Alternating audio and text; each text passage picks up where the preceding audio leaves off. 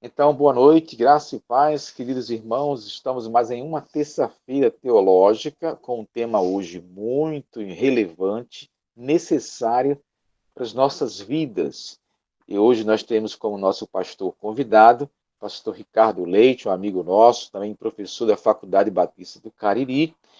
Ele vai falar sobre o tema em duas terças-feiras, a solidão, o mal silencioso que afeta muitas pessoas e tem multiplicado problemas na vida das pessoas. Então, é um tema que vale a pena você assistir, participar com muita atenção, e lembrando que você pode também fazer perguntas, contribuições também nesses momentos. Então, hoje e na próxima terça-feira, você pode participar conosco. Lembrando também que você pode compartilhar o link à vontade, e as pessoas podem também, amigos, familiares, igrejas, eles podem também participar conosco. Então, todos são muito bem-vindos. E nós queremos orar agora e logo em seguida iremos passar a palavra ao nosso palestrante dessas duas terças, nosso amigo e professor também, o pastor Ricardo Leite. Vamos orar por ele, vamos orar por cada um que já está aqui, vamos orar também por aqueles que não poderão chegar, mas que poderão acessar depois no nosso canal no YouTube, tá bom? Vamos orar com muita alegria e com muita fé. Bendito Deus e Pai, nós te louvamos por esta noite, por mais uma terça-feira, por mais um tema. Queremos aprender do Senhor, queremos aprender com a Tua palavra, mas não somente aprender e ficar na nossa mente, mas queremos que o nosso coração receba esta palavra e queremos praticá-la. Pedimos a Tua bênção pelo pastor Ricardo Leite, trazendo graça, alegria, saúde e sabedoria nesta ministração. Assim oramos, agradecidos, em nome de Jesus. Amém. Então, pastor Ricardo Leite, deixa-me ver, está por aqui, né? Ótimo, muito bem-vindo. Boa noite a todos. Com você a palavra, você já pode aí também se apresentar um pouco e falar um pouco, e depois já pode dar continuidade com o tema. Muito bem-vindo e muito grato por aceitar o nosso convite. Fico muito grato, pastor. Para mim é um privilégio de poder estar com vocês nessa terça teológica. Sinto muita saudade da turma aí do Rio Grande do Norte, do Natal. Tive o privilégio de morar aí por 5 anos, né, ministrando lá no Bereano, e aprove ao Senhor nos trazer aqui para o Ceará e continuar nessa luta na área de educação teológica. Né? Eu não sei quantos, porque já faz, puxa vida, aí vai para 10 anos, né, que eu saí aí do Rio Grande do Norte. O tempo passa que a gente nem vê. Eu não sei se eu tive o privilégio de conhecer algum dos irmãos aí daquele tempo, de 10 anos atrás. Né? Se eu, porventura, falhar em reconhecer alguns dos nomes, me perdoem, tá?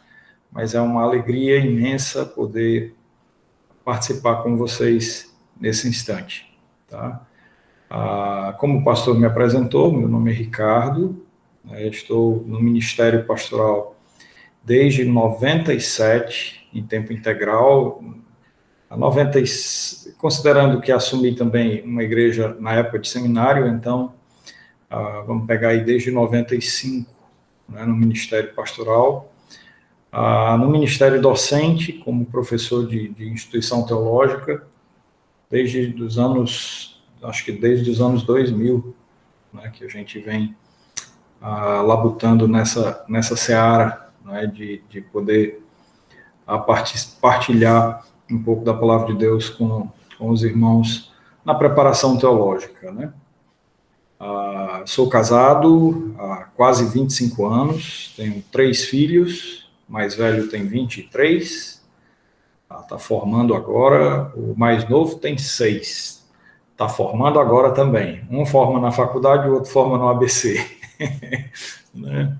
Então, Deus nos deu essa bênção aí de poder ter esse raspinha do tacho aí para nossa alegria. E tem uma moça entre os dois, né, a Rebeca, de 18 anos, aí que está entrando na faculdade, já entrou na faculdade esse ano também.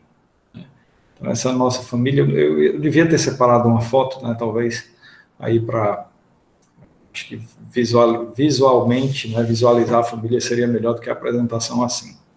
Mas, sem mais delongas, eu fico muito feliz de poder estar aqui com os irmãos nessa noite. E o que eu vou compartilhar com os irmãos aqui faz parte de um dos tópicos que eu trabalho com os alunos aqui no Seminário Batista do Cariri, na Faculdade Batista do Cariri. Isso dentro de um campo maior, né, que é a teologia da família, e a gente aborda essa temática porque nunca foi tão necessário, nunca foi tão urgente pensar na situação social em que muitos dos nossos irmãos se encontram. A nossa sociedade é uma sociedade que tem cada dia mais sorvido esse mal, né, chamado solidão, apesar de já sermos praticamente 8 bilhões de pessoas no mundo, né, quase 8 bilhões. Então, de certa forma, nós estamos longe de estar sozinhos no mundo, mas a solidão independe disso, né? Isso porque a solidão, ela não significa dizer que você não tem pessoas ao seu redor. A solidão, na realidade, a gente pode definir como uma constatação individual, uma constatação dolorosa, uma constatação assim que não traz nenhum grau de contentamento, né? É a constatação de que você não possui nenhum relacionamento profundo, né, de qualquer nível aí, relacionamentos íntimos, relacionamentos significativos, relacionamentos que importam de fato. Então, esta sensação, esse sentimento, vai fazendo com que o indivíduo ele entre num estado de isolamento cada vez mais forte, que não só sedimenta essa sensação de solidão, como amplia, né, como alarga, como reforça. E o resultado, muitas vezes, pode chegar desde doenças como diabetes, como pressão alta, até mesmo o suicídio, né? A depressão e, consequentemente, o suicídio. Então, é algo importante de a gente pensar, de a gente refletir, de a gente, de uma certa forma, estar acordando para esse tema, porque, às vezes, nós nos deparamos ou nos depararemos com pessoas sofrendo esse mal, seja na igreja, seja em nossa família, seja no ambiente de trabalho, e nós, por não pararmos, por não termos a oportunidade de meditar um pouco a respeito dessa temática, a gente não perceber esse tipo de situação e, consequentemente, não fazer parte de uma rede de auxílio, ou a gente pode até perceber, mas por nunca ter parado para refletir a respeito disso, a gente estará pouco ferramentado, pouco capacitado para lidar com pessoas com esse tipo de problema, né? Com esse senso de solidão. Eu quero passar com os irmãos por 4 tópicos, né? 4 tópicos maiores. Então, como a gente está aí um número bem redondo, né? Hoje nós vamos fazer 2 tópicos e na aula da próxima terça a gente faz os outros 2 tópicos, tá? Para ficar aí bem equalizado, tá certo? O pastor, eu não sei, pastor Valmir, se a sua logística, se alguém quiser fazer alguma pergunta ou alguma contribuição, se vai haver um momento específico para isso ou pode ser ao longo da minha exposição. Como é que Bom, senhor? O que for melhor para a sua exposição, se durante a exposição ou ao final da exposição também. Pode deixar um tempo aberto para alguma pergunta ou contribuição. Aí fica mais na dinâmica do professor. Os dois têm vantagens e desvantagens, né? Eu Sim. acho que o irmão participar de imediato, eu acho que contribui melhor, porque às vezes a gente tem uma pergunta que se não anota e deixa só para depois, esquece, ou uma contribuição que depois vai se tornar fora do contexto e não vai ter aquele mesmo peso. A desvantagem é que vai truncar um pouquinho, mas a gente vai aí gerenciando essa questão. Eu não sei se os irmãos têm aí nas suas... Ótimo, era isso que eu ia perguntar. Tem a mãozinha aí que pode levantar e pode, à medida que eu tiver encerrado o meu raciocínio, pelo menos ali, aí eu dou a palavra, como agora o irmão Luiz Carlos levantou a mão, o irmão pode falar.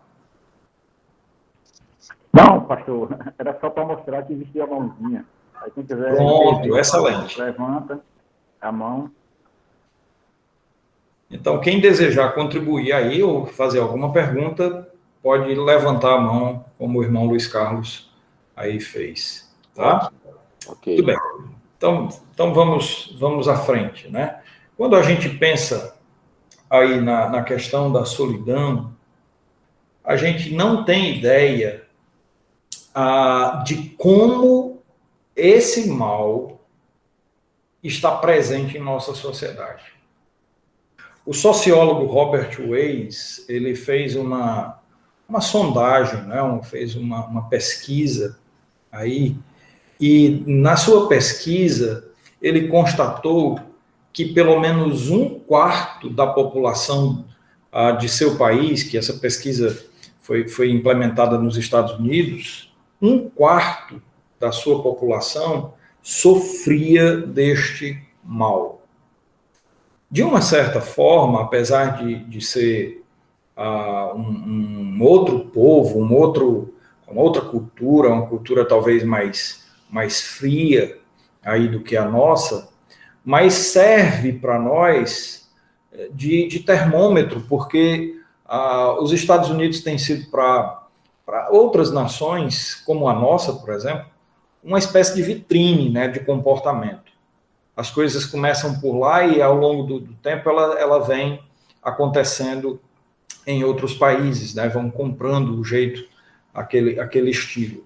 E não precisamos aí de muita coisa para perceber que nossa sociedade brasileira, ela sofre desse mal também. Né? Nossa sociedade, independente aí de questões de idade, né? Porque esse mal ele atinge não só adultos, né?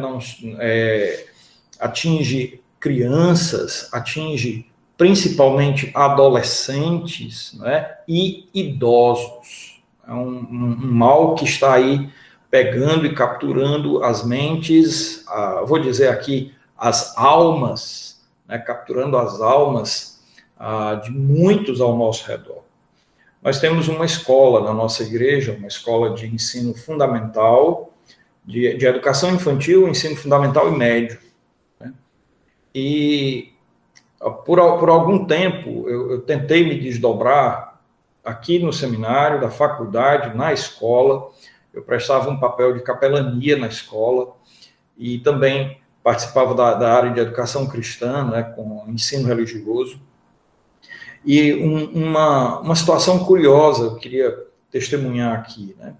Um determinado intervalo das aulas, eu saí andando pelo pátio e resolvi passar no corredor das salas de aula e me deparei com um rapaz, eu acho que era talvez do 8º ano, né? 8º ou 7º ano escolar, né? Fundamental.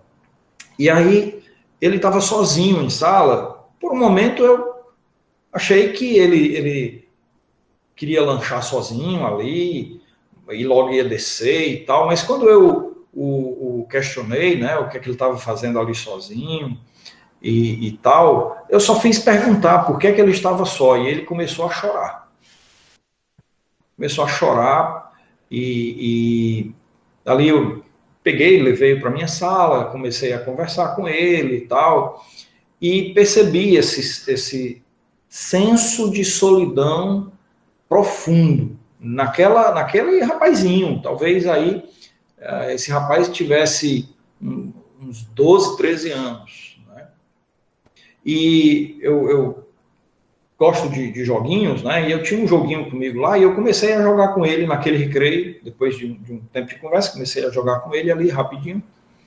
E no dia seguinte, eu o chamei de novo para minha sala no intervalo. Só que dessa vez chamei com outro colega, um colega da mesma sala, né? E fizemos aquele mesma brincadeira que fizemos no dia anterior. No próximo dia, ele próprio me procurou.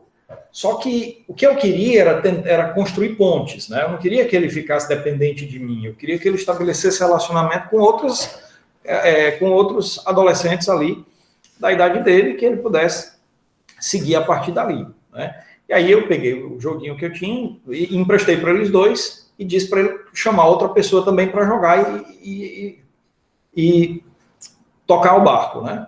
E graças a Deus, assim eu pude perceber que depois começou-se a construir certas relações. Mas é uma coisa que acontece bem debaixo dos nossos olhos. Veja os nossos irmãos idosos na igreja, né? Irmãs viúvas ou viúvos, que muitos moram só, às vezes até são colocados em asilos, e apesar de conter uma boa soma de outros idosos ali, o senso de solidão, por não ter relacionamentos íntimos significativos, ele atinge cada uma daqueles idosos ali, né? Então, é algo sério que a nossa sociedade precisa acordar, e principalmente enquanto igreja do Senhor Jesus Cristo, nós precisamos estar atentos, nós precisamos cuidar dos nossos irmãos, né? Nós precisamos cuidar das nossas crianças, dos nossos adolescentes, né? Dos nossos idosos, tá? E ajudá-los a enfrentar essas situações, né? Eu sei que a questão da solidão, ela é bem frequente em sociedades como a nossa, sociedades que fomentam a competição, o individualismo, né? Sociedades em que cada vez mais você sente que o outro é concorrente, não colaborador. Então, isso vai causando, né, isolamento, e esse isolamento vai semeando, né, esse sentimento de solidão. Não é à toa que as pessoas mais afetadas são exatamente aquelas pessoas mais ambiciosas, aqueles carreiristas, né, aquela pessoa que entra numa empresa e o alvo dela é chegar no topo da carreira, né, chegar lá no topo da cadeia de comando. E então ela vai fazendo o máximo possível para puxar o tapete de quem estiver à sua frente para correr adiante, né? E, consequentemente, ela vai se isolando, ela vai deixando de ter laços, porque fica mais difícil esse tipo de comportamento quando se cria laços, né? E ela vai, então, trilhando esse caminho, né? Agora, isso, de uma certa forma, pastor Valmir, isso serve para nós que estamos no ministério, porque isso atinge mais pastores e esposas de pastor do que aos irmãos de modo geral, dentro daquilo que eu tenho visto em nossas igrejas, há muitos pastores que sofrem de solidão. O irmão Luiz. Só para colaborar, pastor, eu conheço vários amigos carreiristas, né? Eu, por muitos anos, trabalhei numa empresa muito grande e era muito comum esse tipo de atitude, certo? E, verdadeiramente, Acontece. Isso que o senhor falou, acontece muito. Ok. Né? E pegando o gancho aqui, eu não sei quantos dos irmãos são ovelhas do pastor Valmir,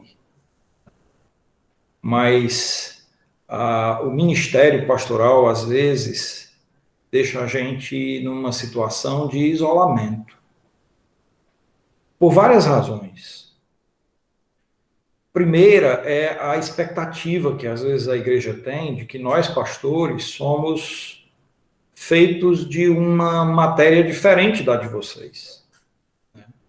A gente não pode adoecer, a gente não pode tropeçar, o pastor não pode pecar. Né? Aqui eu não estou falando da questão de pecar porque quer, entenda? Aqui não tô colocando esse aspecto, né? Estou falando da realidade. Pastor peca, pastor é pecador, eu peco. Né? E quando a igreja coloca o pastor numa situação em que ela é tão exigente, tão mais crítica, tão menos graciosa com o pastor do que com qualquer outra pessoa, isso vai fazendo com que o pastor ele vai se acastelando, né? Ele vai se protegendo de os irmãos o conhecerem intimamente, porque se conhecer intimamente, vai perceber que aquele cristal não é nada tão límpido, né? Aquele cristal tem manchas, tem pecados ainda em tratamento pelo Senhor. Deus vai tratando, Deus vai moldando a gente. Ele não terminou a obra que começou, ainda vai concluir essa obra por sua graça e soberania, né? Mas, enquanto isso não ocorre, nós somos tão pecadores como qualquer outro. E nós precisamos de relacionamentos íntimos, de relacionamentos com irmãos que sejam bem chegados, né, com quem a gente pode abrir o coração, com quem a gente pode compartilhar as nossas lutas, né, os nossos anseios. E às vezes o pastor, no intuito de proteger a esposa das lutas do ministério, a gente nem com ela a gente participa, né, das nossas lutas, né? A gente tenta proteger, tenta preservar nossa esposa como parte mais frágil e evitar que ela tenha os dissabores que muitas vezes o ministério traz, né? Aí, então, irmãos, né, uma parêntese aqui para vocês, né? Cuidem, né? Zelem pelo pastor Valmir, zelem por seus pastores, orem, cheguem perto, perguntem como estão, perguntem como podem ajudar, orem com ele, orem por ele, tá? Façam isso, protejam o pastor de vocês, e é um investimento nas suas próprias vidas, porque quando o pastor está bem, ele certamente faz um bom trabalho, né? Ele certamente vai ser uma ferramenta melhor utilizável aí pelo Senhor, né? Então, cuidem bem do pastor que Deus tem colocado em suas vidas, tá? Pensando ainda na solidão, né? A solidão traz alguns sintomas, tá? Podemos destacar o vazio interior, né? Aquele sentimento de que não tem propósito, né? Não vê direção, tá? Não se vê realizado na carreira, não se vê realizado na família, não se vê realizado na igreja, há um vazio tremendo, né? É uma pessoa que está ali, mas o sentimento que ela tem é que tanto faz ela estar ali ou não, é um peixe fora d'água, né? É uma pessoa que não tem aí nenhuma finalidade social, finalidade aí dentro do grupo que ela faz parte, né? Outro sintoma é o isolamento em si, né? A pessoa tende a ir se afastando ela vai se afastando não só emocionalmente, não só socialmente, né, nesse sentido de ter maiores contatos com outras pessoas, mas ela vai se isolando fisicamente, né? Ela vai deixando o contato social para vivenciar apenas aquele mínimo, aquele que é básico, né? Se ela trabalha, ela vai para o trabalho, faz o que ela tem que fazer, volta para casa. Se vai para a igreja, ela vai para a igreja, senta, do jeito que chegou, fica, do jeito que terminou o culto, ela vai embora, e ela não, se muito falar, é uma boa noite, mas mais do que isso, raramente acontece, né? Consequentemente, é uma pessoa que tem um anseio profundo, né? O isolamento, esse afastamento das pessoas, não significa que ela está confortável com aquilo. Não, aquilo machuca. De modo que, sempre que ela está num ambiente coletivo, que ela olhe para o lado, que ela vê aquele irmão que tem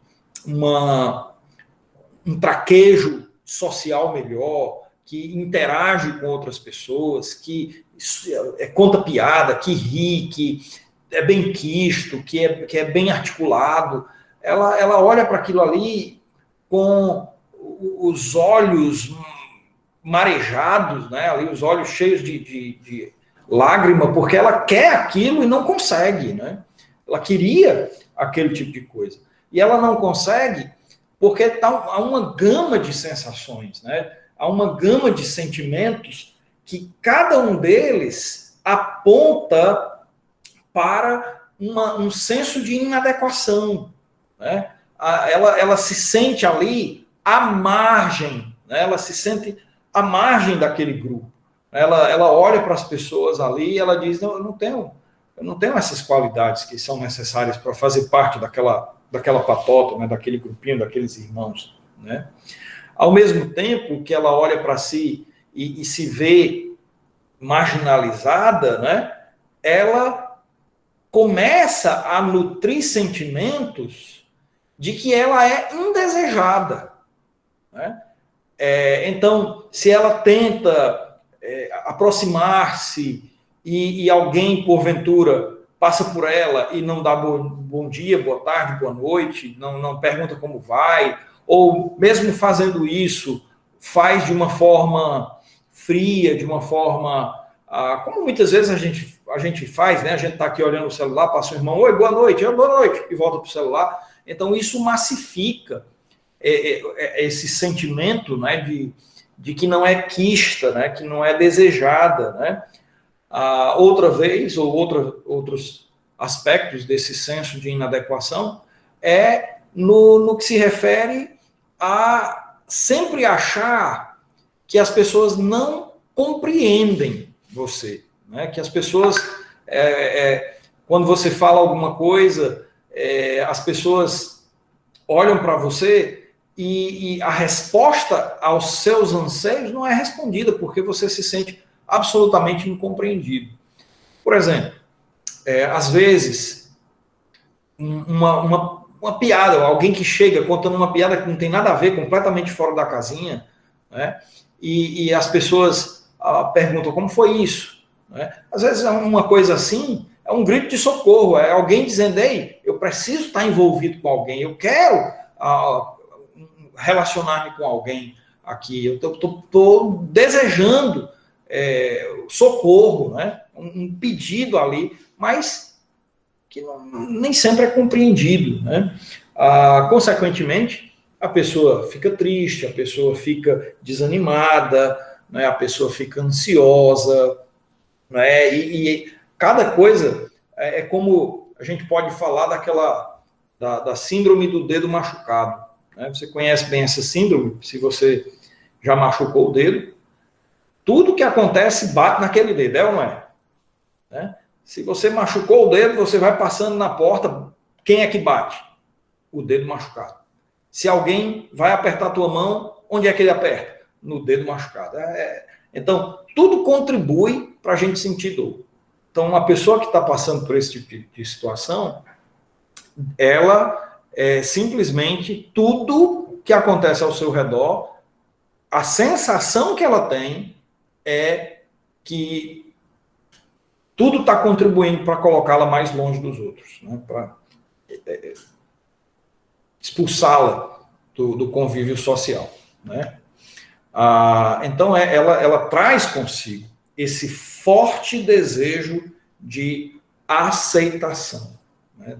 Ela traz esse senso de querer fazer parte do grupo, né? Mas não deixa de apresentar-se de forma frustrada, né? De modo que muitas vezes vai ser comum ela nem querer tentar mais, ela nem querer mais buscar aí o convívio com outras pessoas, né? Então isso gera uma subvalorização e uma baixa autoestima, aí características deste cenário, ok? Então eu não sei se ao falar a respeito desses sintomas, de repente você aí teve seu alerta, né, seu alarme ligado em relação ou a si mesmo ou a alguém que você conheça, né? Aí, por ver tantas coisas assim, às vezes a gente começa a dizer, rapaz, é por isso que acontece isso com fulano, ou com Beltrano. Rapaz, olha, tem aquele irmão que chega na igreja, entra mudo, sai calado. Será que esse irmão não está passando por um problema de solidão? Né?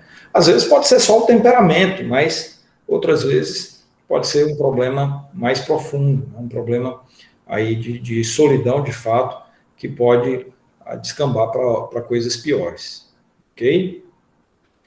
Então, pois não, irmã Francisca e depois o irmão João. Boa noite, né, irmãos? Irmão, pastor, né, pastor? Sim. Pastor, eu estou ouvindo tudo isso. Sou irmão também, viu? Irmão em Cristo, tá não certo. Não me exclua não, viu? Tá certo. Mas deixa eu lhe falar uma coisa, eu tenho uma experiência própria. Eu conheço tudo isso aí que o senhor falou, que eu senti na minha pele, eu passei na minha pele. Quer dizer, isso é uma pura verdade, porque assim, você quando tem uma doença dessa, a primeira coisa que você é julgado. Você é julgado que você está com o diabo, né? No ano de 1997, eu passei por uma depressão muito brava. Eu adoeci de dengue. Eu e João tivemos dengue e logo... É um breve relato, viu, irmãos? Desculpem, não vai demorar muito não, viu? Senão vai tomar muito tempo de vocês. Mas é um breve relato. Eu tive dengue, e depois da dengue, eu e João, né? Ele ficou bom, foi trabalhar, e eu pensei que ia ficar boa também com 15 dias, não. Todas as noites eu acordava com meu coração, parecia que ia sair do peito, era babá, era horrível, eu acordava, João, pelo amor de Deus, vou morrer. Quer dizer, começou esse sintoma, era aceleração no peito, a cabeça parecia que tinha um mundo dentro da sua cabeça, e você não tem mais vontade de fazer nada, você pensa que o mundo acabou para você, realmente. Só, irmão, que no meu caso, eu não tinha vontade de morrer, eu tinha medo da morte, entendeu? E aí foi um desespero para a minha vida, porque, assim... João procurou assistência médica, um certo médico, um médico cristão, psiquiatra, né, veio dizer para mim que o inferno estava se alegrando comigo. Olha só. Que coisa.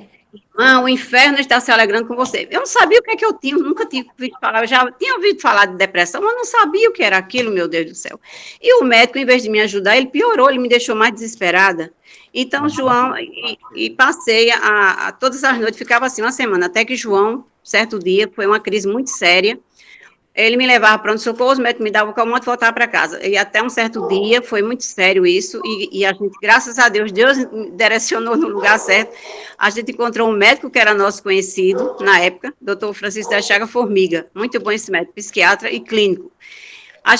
Ele cuidava da gente clinicamente, mas nesse dia, quando o João chegou lá no Hospital Colônia comigo, porque a médica me deu um documento para me internar, e minha irmã disse, João, você não vai internar aqui. Aí ele disse, então vou levar lá no Hospital Colônia. Chegou lá, estava o doutor Formiga, olha só, o médico conhecido da gente, o médico que, olha só, o cristão disse que eu estava com um demônio, né? Certamente, né, porque o inferno estava se agradando de mim. O médico que era espírita, que ele não sei se ele é vivo ainda, doutor Formiga, ele veio com o quê? Não, João, Francisca está com depressão, ela vai começar a se tratar, ore sempre por ela, peça o seu pastor para orar por ela. Quer dizer, um espírita veio dar esse conselho. Se vocês entendem aí a diferença, como é que as pessoas agem, quer dizer, existe a ignorância até mesmo dentro da própria medicina? Será que é assim? E aí, o que é que aconteceu? Daí diante, meus irmãos, eu comecei o tratamento. O tratamento foi de 6 meses, ele disse, Francisco, de 6 meses a 2 anos. Passei por vários médicos, alguns médicos, não fiquei com ele porque meu plano não atendia, então passei para outro médico, um médico muito bom, também católico, que aí me deu uma aula de o que era depressão, aí doutor Paulo Celestino, e não terminei meu tratamento com Paulo Celestino, terminei com o doutor Guaraci Barbosa. Mas, meus irmãos, eu terminei na época certa. Os sintomas realmente é isso aí, entendeu? Eu fui muito bem tratada. Meu marido, graças a Deus, cuidou muito bem de mim. Era meu remédio na hora. Ele trabalhava na época, mas se a menina ligasse, pai, mãe está assistindo isso, ele corria, vinha para casa. Meu remédio sempre ali.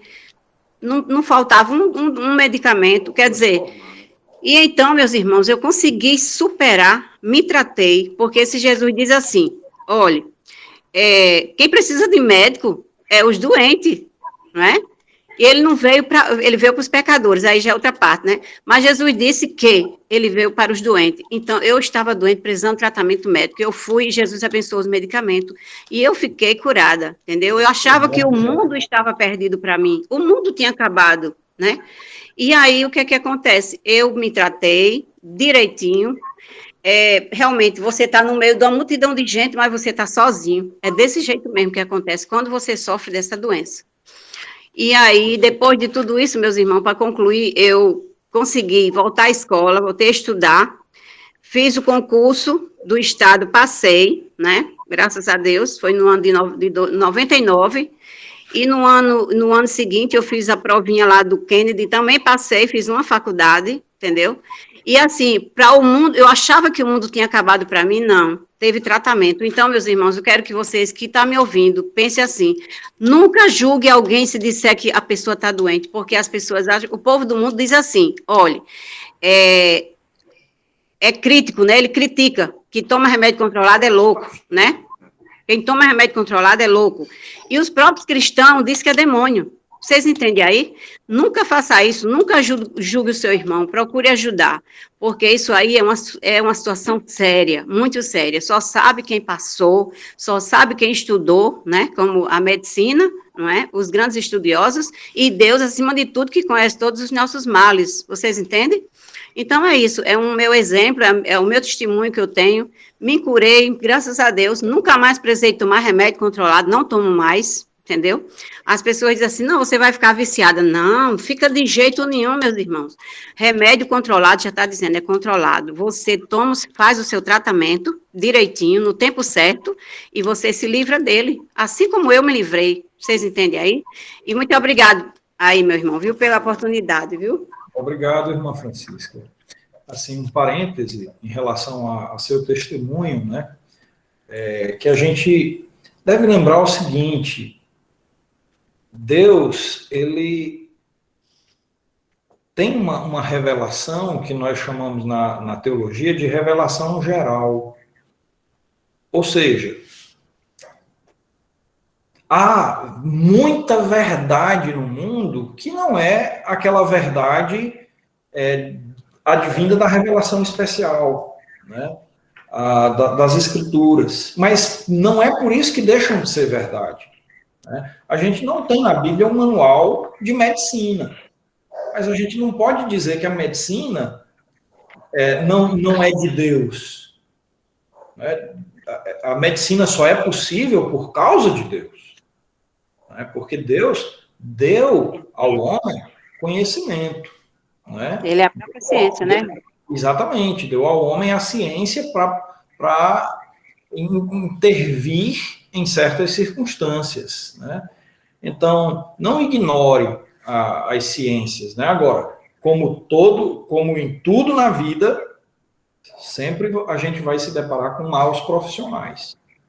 Tem maus médicos, assim como tem bons médicos. Tem bons advogados, mas também tem os maus. Tem bons pastores, mas também tem os maus. Enfim, a gente vai se deparar com esse tipo de situação em todo lugar que a gente vá, né? Agora, o triste são os rótulos, né? Eu já ouvi da boca de pessoas que disseram que, por exemplo, psicologia é coisa do diabo, né? Alguns psicólogos agem como instrumento do diabo. Agora, não é a verdade que essa ciência traz, não é do diabo, porque toda verdade pertence a Deus. Deus é verdadeiro, tá? Mas vamos adiante, então. Voltando aqui. Olhando para a solidão, a gente pode destacar que ela existe em dois tipos bem distintos, tá? De solidão. O primeiro, a gente pode descrevê-lo como transitório e circunstancial, tá? É o tipo de solidão que pode durar alguns minutos até alguns meses. Irmã Francisca ainda quer falar? Se não quiser, baixa a mão, porque aí eu fico achando que a irmã quer. Obrigado. Então, fica aquela coisa, né, de alguns instantes ou até alguns meses. E esse tipo de solidão, geralmente, está relacionado a algum evento. Por exemplo, eu citei para os irmãos que faz 10 anos que eu vim de Natal para cá, né? E o meu filho mais velho, há 10 anos atrás, ele estava no começo da adolescência, né? Ele estava com 13 anos, 12 para 13 anos. E quando a gente veio para cá, 5 anos antes, nós mudamos de João Pessoa para Natal, tá? Então, quando ele tinha 8 anos, 7 para 8 anos, a gente saiu de João Pessoa, fomos para Natal. Quando ele tinha de 12 para 13, saímos de Natal e viemos para o Ceará, onde estamos até agora. Mas, o que eu queria dizer com isso? Com essa mudança, quando a gente chegou aqui, me chamou a atenção que o meu filho mais velho, ele não interagia tanto quanto antes. E certa vez, conversando com ele disse, pai, eu não quero criar laços, não, porque eu estou com medo de a gente se mudar de novo e eu sofrer do jeito que eu sofri quando deixei meus amigos lá em Natal. Então, foi uma solidão circunstancial. O tempo passaram alguns meses, e ele construiu outros laços de amizade aqui, tocou a vida para frente, acabou a solidão, né? Acabou o problema, né? Então, mudanças, essa solidão pode ser causada por a morte de alguém, por exemplo, né? Imagina aí uma viúva ou um viúvo que depois de tantos anos de casado, de repente fica sem o companheiro da vida, né, ou a companheira da vida. Então, isso pode trazer um sentimento de solidão, né? O divórcio pode trazer um sentimento de solidão. Então, mas é aquela coisa, é circunstancial, é causado por algum evento, né? Aquilo é o gatilho, mas que daqui a pouco equaliza, daqui a pouco normaliza, e a pessoa se equilibra dentro dessa nova conjuntura e vai adiante, né? O outro tipo é o que a gente pode chamar de crônico e duradouro, né? Esse tipo está mais relacionado à personalidade da pessoa, tá? É fruto de uma personalidade tímida, de uma personalidade que se vê muito com uma autoestima muito baixa, né? Então, vem de pessoas que têm um alto grau de censura sobre si mesma, né? Uma pessoa que olha, quando percebe alguma falha, diz, eu sou a pior pessoa do mundo, eu não sirvo para nada, eu não faço nada direito, né? Um comportamento assim insensível às coisas ao seu redor, fazendo com que a pessoa se afaste e sabote, né, os relacionamentos. Então, esse tipo de solidão, como o nome já diz aí, é crônica, tá? É crônica e, às vezes, a pessoa nunca vai ficar completamente curada, tá? Ela vai, é como o alcoólatra, né? Ele controla, mas o alcoólatra, segundo se diz na ciência social, o alcoolismo não tem cura, né? O alcoolismo, assim, o camarada basta tomar a primeira dose e volta tudo de novo, né? Então, a solidão crônica, né, ela vai mais ou menos nesse molde, ela tem controle, mas como é desencadeada por fatores de personalidade, né, por fatores individuais, aí basta a primeira dose também para desencadear todo o resto, né? É importante, irmãos, que a essa altura a gente faça uma diferença de solidão para isolamento. Solidão e isolamento são duas coisas completamente diferentes, tá? Quando a gente pensa em solidão, a gente pensa em algo que não é escolha nossa. A gente não escolhe solidão. É algo forçado. É algo que leva você a ficar sozinho, apesar de você não querer. Já o isolamento é voluntário. Você se isola numa determinada situação, mas você volta no momento que você escolhe voltar ao relacionamento com alguém, você volta de forma bem tranquila, né? A solidão, ela nos envolve, né? A solidão, ela permanece em nós ali como uma estufa, né? Impedindo que você tenha qualquer contato com as pessoas ao seu redor. O isolamento, você inicia quando você quer e você termina quando você quer. A solidão, ela causa sofrimento, né? Ela causa um sentimento muito nocivo à pessoa que se sente sozinha. O isolamento, às vezes, pode ser estimulante, né? Quando a gente vai, por exemplo, meditar na palavra de Deus para preparar os estudos, né, o sermão aí do domingo, se isolar, ficar num canto quietinho, pensando, contemplando, meditando, é algo estimulante. Você sai dali com 1001 coisas na cabeça, né? Às vezes, quando você vai tomar uma decisão importante, você sair um pouquinho do cenário, você se isolar e tal, para pensar nas coisas, é algo muito bem-vindo. Solidão, por outro lado, nem é de nossa escolha, não é nada agradável participar ou estar assim. Então, é algo bem diferente. Então, para a gente não confundir aí isolamento com solidão. Ok? Alguma dúvida do que foi dito até agora? Muito bem. Então, quem cala, consente que não há. Tá?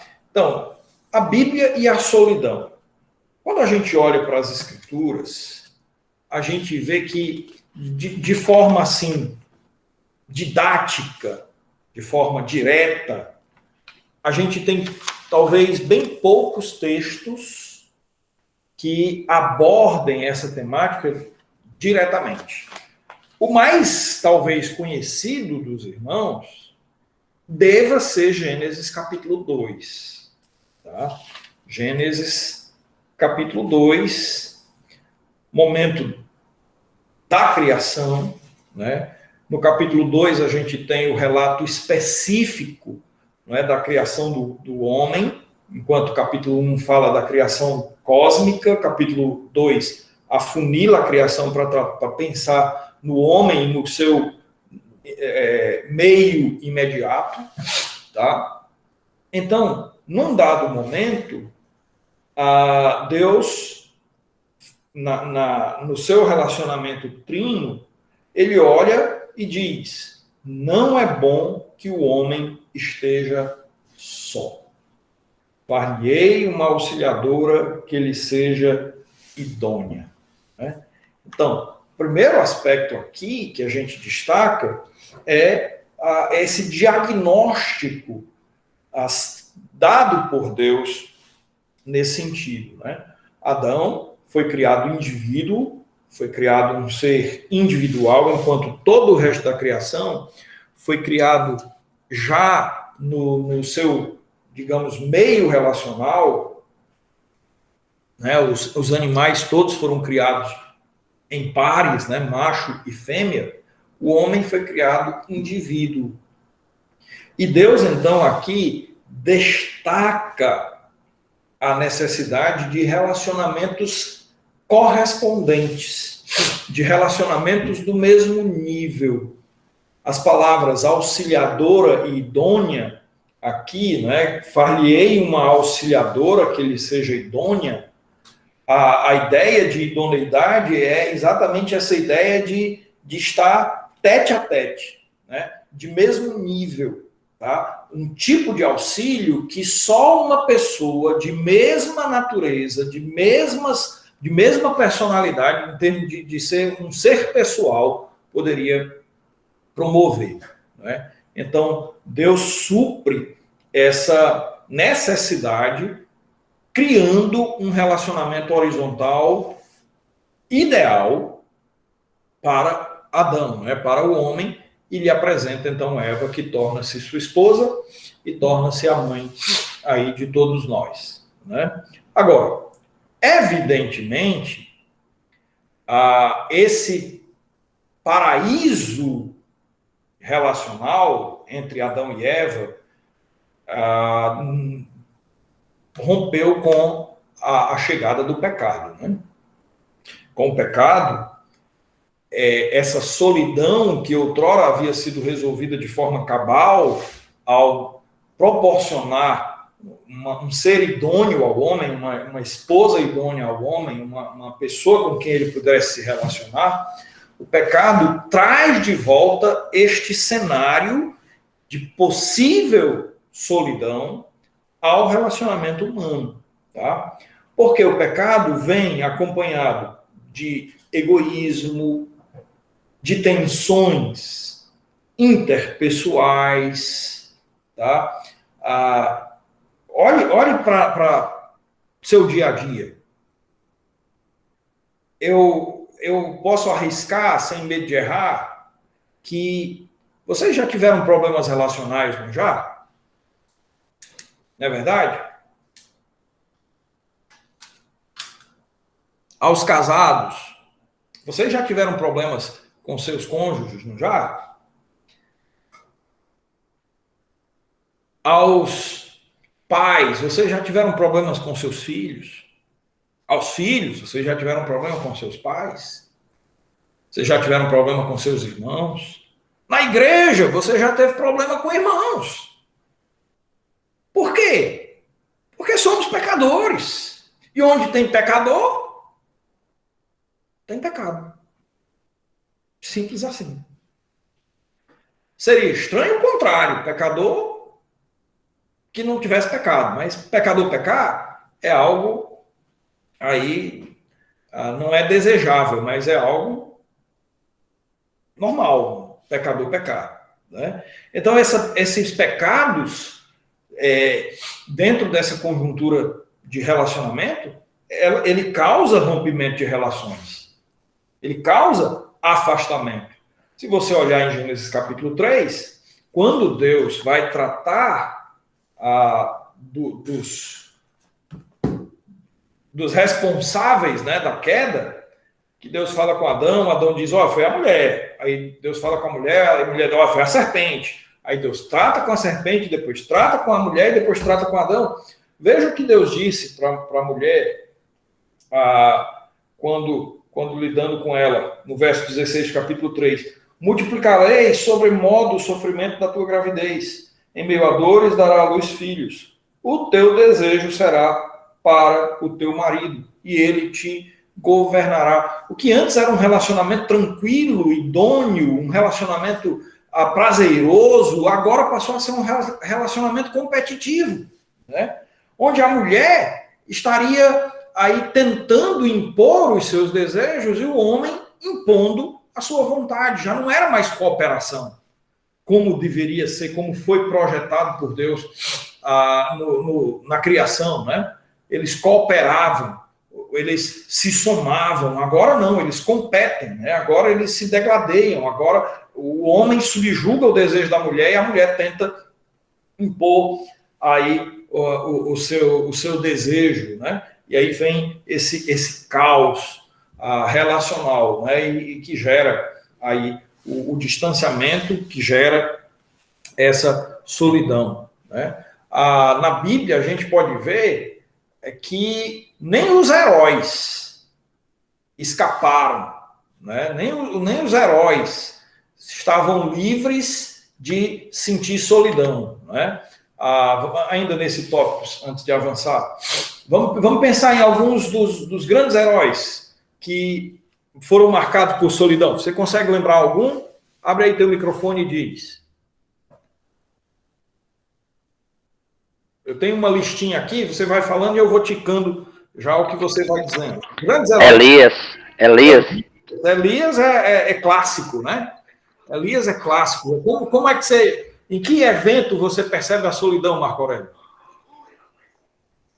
Quando ele se afasta, né? Vai para uma caverna e lá pede a morte, né? Certo, ok. Muito bem. Então, não foi só o afastamento em si, porque ele já tinha se afastado outras vezes, né? Ele vivia no deserto, as pessoas iam à busca dele muitas vezes, né? Ele comia gafanhoto, mel silvestre e tal, ali vivia meio que asceticamente. Porém, o caso é, depois de uma das maiores evidências do poder e presença de Deus na vida de Elias, ele sai com medo de uma mulher e se sente sozinho, se sente absolutamente só, a ponto de pedir a morte, como você falou. Irmão Luiz Carlos. Não, é porque o senhor misturou João Batista com Elias. Como? O senhor misturou João Batista com Elias. Talvez o senhor não tenha percebido, mas o senhor comentou algumas características que eram de João Batista. Mas deu para entender. Da questão da comida? Sim, porque na verdade o Elias, quando foi para a caverna, ele era alimentado pela codizem, né? Comida que Deus enviava. Não, eu não fiz mistura, não. Estamos falando de ocasiões diferentes. Eu estou falando do tipo de vida que Elias tinha, entende? E não necessariamente que era só desse evento.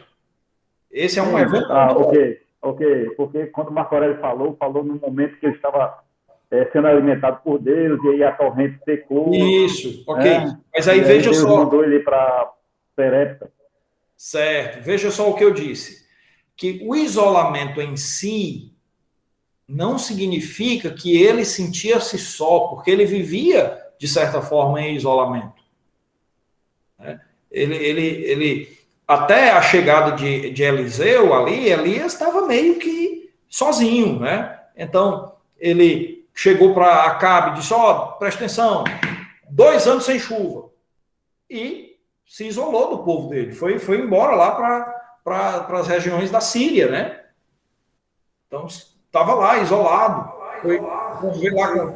Então, o aspecto que eu queria pontuar é que, apesar de eventos de isolamento, não significa dizer que era solidão. Mas esse evento que o irmão citou lá, de quando Elias pede a morte, ali sim, ali é um evento clássico, né? Aí dessa conduta, desse sentimento de solidão, né? Outro herói, tem algum outro? No caso de Davi, do rei Davi, quando ele se isolou ali, né? Um caso Sim. Isolado, que ele não ficou isolado, não quis receber, nem comer. Nesse caso aí era um caso de isolamento ou um caso de solidão? Naquele caso, quando ele estava com o filho doente? Sim. Ali eu acho mais como um ato de contrição, mas Davi é um exemplo disso também.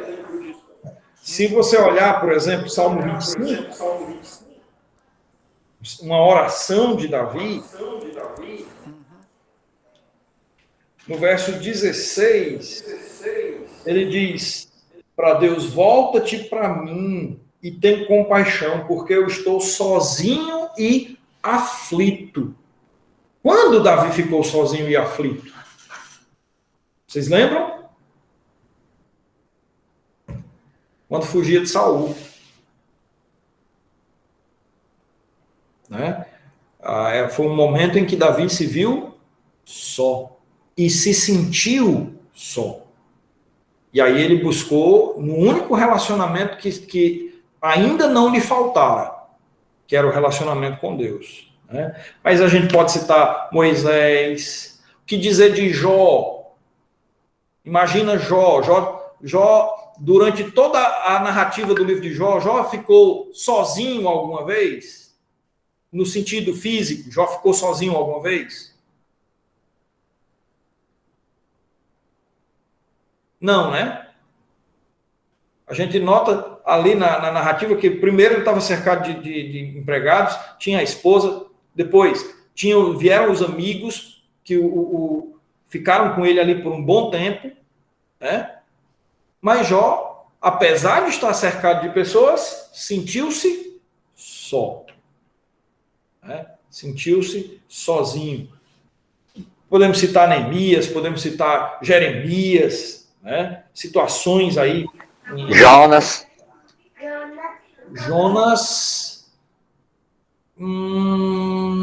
Me ajude, Marcos, me ajude a entender como é que você vê a solidão em Jonas.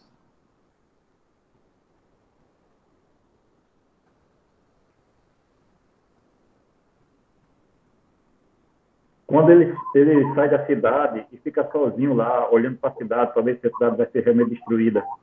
Eu acho que é um exemplo de isolamento, irmão Luiz, mas de solidão. Exatamente. Eu também acho que é isolamento também. Eu não sei se Marcos Aurélio quis citar esse exemplo, né? Mas eu também concordo que é isolamento. É mais isolamento, né? Mas aí, olhando para o Novo Testamento, né, a gente pode citar João na ilha de Patmos, sozinho lá. O apóstolo Paulo, preso, né, quando ele escreve a Timóteo, ele diz: todos me abandonaram. Né? Todos me abandonaram. Né? Então, o senso de solidão ali. E o próprio Senhor Jesus Cristo. Né? O próprio Senhor Jesus Cristo se sentiu sozinho. Lá no Getsemane, a situação angustiante ali vivenciada, né, pelo Senhor Jesus Cristo. Então, isso nos apresenta aí vários exemplos na Bíblia. E como eu falei, assim, um texto didático que lida diretamente com o aspecto da solidão, eu só vejo lá em Gênesis. Mas isso não significa dizer que a Bíblia não traga uma solução para a solidão. Tá? E a solução bíblica é exatamente o criar relacionamentos profundos a partir do relacionamento com Deus. Tá? Então, a solução bíblica para a solidão é estabelecer relacionamento profundo com Deus e com outros seres humanos. Por que com Deus primeiro?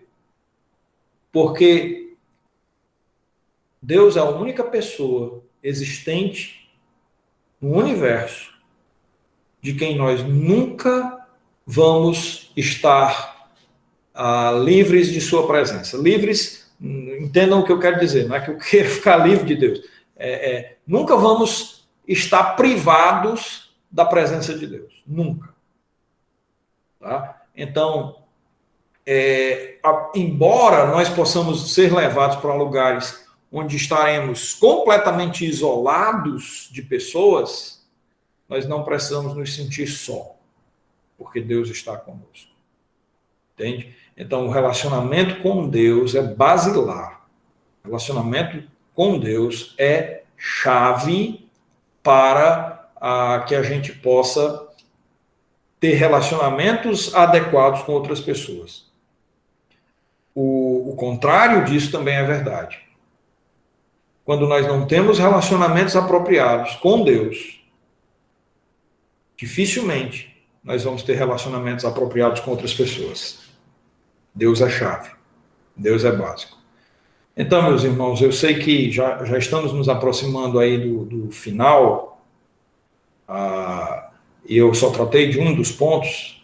Acho que vamos ter que ficar por aí.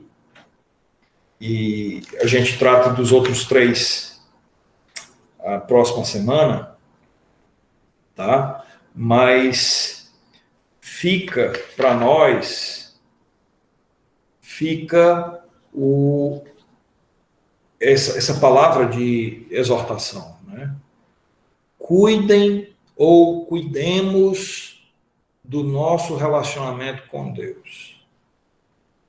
Se o nosso relacionamento com Deus vai bem, não é que imediatamente tudo vai se resolver, mas a tendência de sermos capazes de melhor solucionar os relacionamentos humanos é verdadeiro. Tá? Então, cuidemos aí do nosso relacionamento com Deus. Ok? Alguma pergunta até aqui? É uma contribuição, pastor Ricardo. Nós temos um grupo de amigos, de pastores, que decidiram se reunir, além de pastores, como amigos, né? Além de irmãos, amigos. Então, é um grupo de pastores que tem desenvolvido essa possibilidade, cujo lema significa sozinho nunca, porque ninguém é saudável sozinho. Exatamente. Então, é o grupo do MAP, na verdade, no Ministério de Pastores, Ministério de Apoio a Pastores de Igrejas. Então, são pessoas que se reúnem, conversam e ajudam mutuamente. Então, isso é sempre importante que ninguém, na verdade, é saudável sozinho. Então, se uma pessoa não procura se relacionar de alguma forma, aprofundar, isso leva tempo, mas é necessário que tenhamos, porque às vezes temos alguns amigos, mas isso é importante de um modo geral, mas precisamos também de pessoas mais próximas, como Jesus também estava muito próximo de Pedro, João, André, e assim, à medida que ele tinha outros relacionamentos com os apóstolos, também ele é mais profundo de alguns. Então, eu vejo a importância de que, dentro da própria igreja do Senhor, as pessoas também procurem ter bons relacionamentos saudáveis e frutíferos. Então, isso é importante. Então, essa aqui é uma breve palavra de apoio e incentivo a essa realidade. Isso vai evitar muitas dificuldades, inclusive a solidão. De fato. Muito bem, pastor. Pois não, irmão Luiz. Ok, pastor. É um prazer, antes de tudo, né? Prazer revê-lo. Saudade aí do irmão, depois que nos deixou aqui em Natal, né? Foi para o Cariri. Isso. Até menino novo chegou, não foi? Depois que se mudou para o Cariri. Pois é, por isso que eu não posso mais mudar daqui, porque toda vez que eu mudei veio um filho. Então, eu vou parar nos 3. Tá certo. Pastor, o seguinte, a igreja, ela tem uma responsabilidade muito grande, né, para com seus ovelhas. Eu acho que essa questão também do isolamento é um pouco falta de atenção da igreja para com seus membros, né? Depois que o senhor acabou de dizer, a gente traz na memória alguns casos e a gente percebe que, infelizmente, algumas pessoas deixaram de frequentar a igreja por se sentirem peixe fora d'água, né? Não conseguiram vivenciar um relacionamento que pudesse abençoar a sua vida de uma tal forma que ela permanecesse na igreja, né? Então, essa máxima, né, de dizer que a pessoa deixou a igreja porque não estava procurando Deus, muitas vezes Deus ele se mostra para aquela determinada pessoa através de outras pessoas. Então, se você não consegue se inserir no meio da igreja, também por falta de atenção das igrejas, né, em relação àquele irmão. Né? A gente sabe que tem pessoas que têm dificuldade de relacionamento. E essas pessoas que têm dificuldade de relacionamento, por exemplo, com uma timidez, a tendência é que elas se isolem.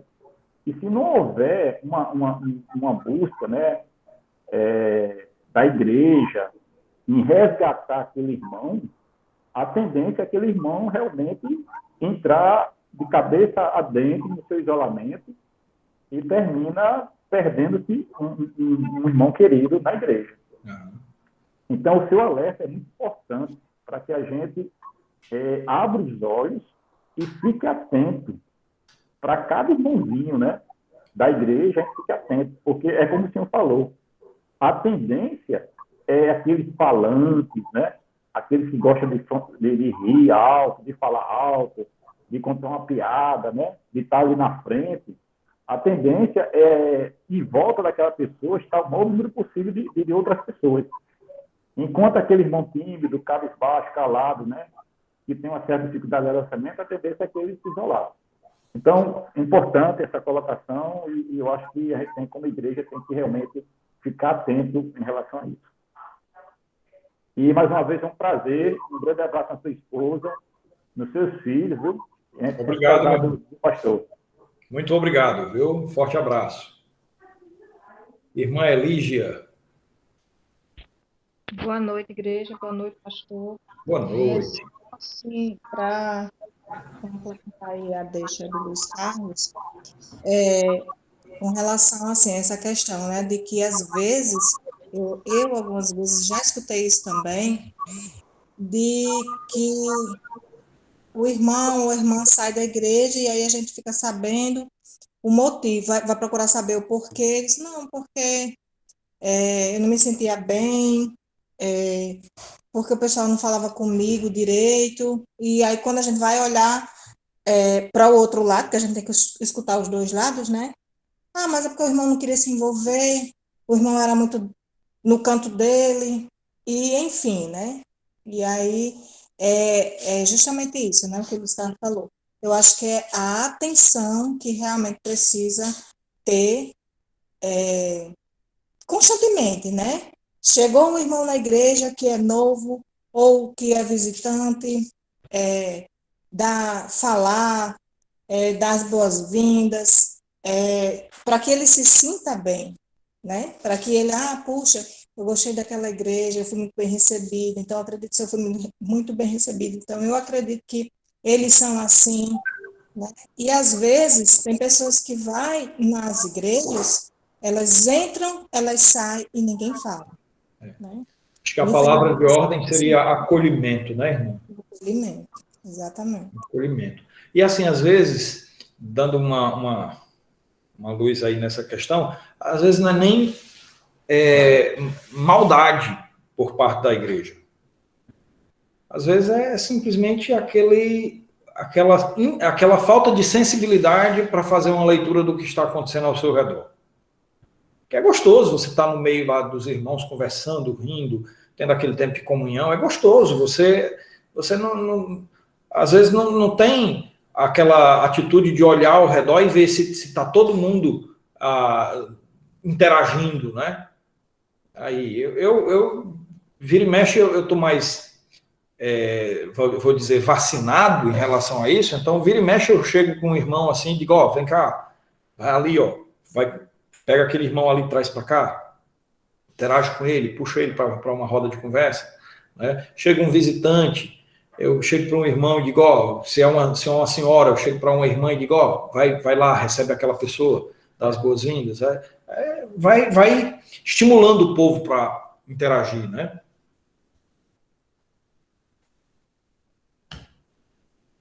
Ok? Pastor, tá contigo? Ok, ótimo. Está encerrando aí. Boa palavra. E lembrando que hoje é o primeiro momento, na próxima terça-feira, se Deus permitir, estaremos juntos com o pastor Ricardo Leite mais um momento. E sugiro que você possa, então, convidar pessoas também para poderem participar.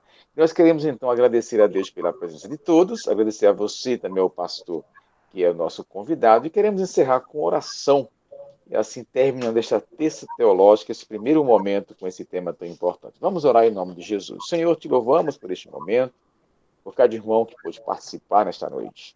tua bênção, ó Deus, porque a palavra do Senhor possa estar realmente alimentando nossa vida, alimentando nossa alma. Tua bênção pelo pastor Ricardo Leite, sua família, seu ministério, e também a tua bênção por cada irmão, que possamos dormir em paz, ter uma noite tranquila, um dia amanhã alegre na tua presença. Tua bênção para todos, assim rogamos, agradecidos em nome de Jesus. Amém. Amém. Boa noite, pastor. Boa noite a todos. Até o Amém. próximo encontro. Até a próxima terça. Boa noite, meus irmãos. Amém, pastor. Boa noite. Pastor.